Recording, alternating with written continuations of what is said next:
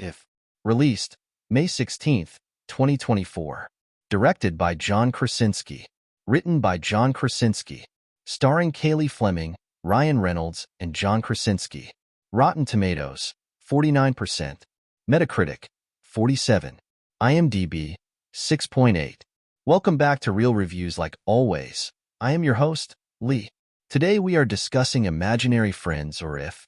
I have finished my rating matrix for movies, so I will be using that, and much like the X-Men 97 review yesterday, we will be answering some curated questions as well. But let's talk about it. You may have noticed from the reviews that clearly something doesn't work about this movie, and those ratings are certainly valid. The story is a bit of a mess and just changes directions about halfway through. Rules aren't defined in the movie that really needed to. And most importantly, the advertising for this movie seemed to target one type of audience, but the movie is certainly for a different one.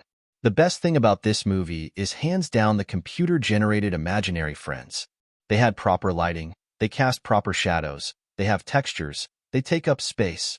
Our main character actually interacts with them, and those consequences carry over to how people perceive them even though they can't see the friends. The pacing would have been good, except the movie does a switch up with about 45 minutes left, and it has to rush to make it work. Let's get on to some questions. How does Imaginary Friends explore the concept of imagination and its impact on adult life?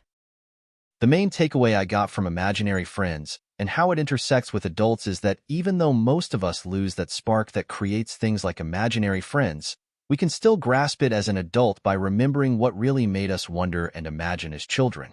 It also has the important message for teens or children facing loss, to not give up on your childhood because it makes you a better, more rounded adult. I think John Krasinski came at this from the perspective of what makes happy adults happy versus what turns them into adults that lost their imagination. In what ways does the film challenge or play with the traditional boundaries between reality and fantasy? This is actually one of the struggles with the movie. They don't set rules for imaginary friends, except only our main characters and the imaginary friends kid can see them. They interact with the world and seem to be able to move things, but except for maybe one or two scenes, no one notices anything that they are doing. I think this was done to try to hide the twist at the end, but they handhold so much to tell you what it is that I would have much rather had no supposed twist but very defined rules to separate the imaginary and the real. How does the film address themes of loneliness and friendship through its narrative? Are these themes developed in a way that resonates with a broad audience? This movie basically says that if you dwell on loneliness, pain, and fear that you lose what makes you happy, and that isn't necessarily wrong. But this is also one of the issues with the movie. It was targeted at kids, but the themes will go over most kids' heads. The story is for adults but told through the eyes of a child who is on the verge of being a teen. The story really centers around the fear of loss, and while for most people that is a very real story, it certainly won't work for many children. How does Imaginary Friends use visual effects to represent the imaginary aspects? Do these effects complement the film's exploration of imagination?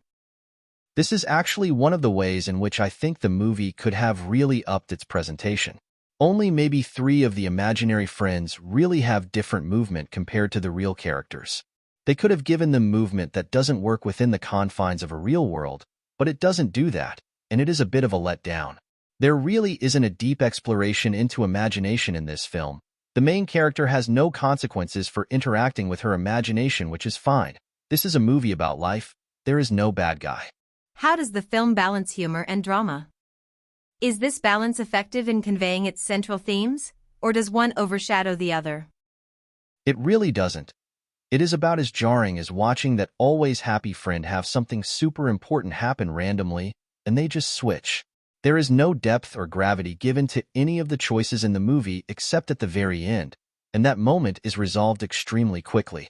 I do think that the balance feels real in some ways, which is possibly why it feels off in the movie. That is it for the questions. I'm going to talk about the story for a moment, and that will obviously include some spoilers. So the story can be broken into 3 bits. Be our main character helping imaginary friends try to pair with new kids. Be trying to re-establish the connection between imaginary friends and their original kids who are now adults, and B's father going in for surgery and B being very worried about that. These 3 stories don't really mesh very well, or at least the finished product isn't put together in an interesting way. The first is lighthearted and fun. The second is pretty neutral but leans towards being serious, and the switch happens so fast. The last is a story that starts in the very beginning of the movie and finishes right at the end, but it is given the least screen time for how serious it is. I think all of the acting is great. The voice acting is also really enjoyable. Reynolds and Krasinski are fun in every scene that they are part of. Cailey Fleming does a pretty good job. A few times I felt like her facial expressions didn't match up to what her character was doing, but that is the most I could say. My final score is 5 out of 8 or 6.25 stars out of 10. Ultimately, I do think this movie is decent, but it is hard to get past some of the things that don't work well. I will post my matrix just so you can see what I was looking for in the movie. Thank you for watching, and if you enjoyed it, please make sure to like and subscribe. I typically have at least 2 videos out per week, either real reviews like this one or AI reviews.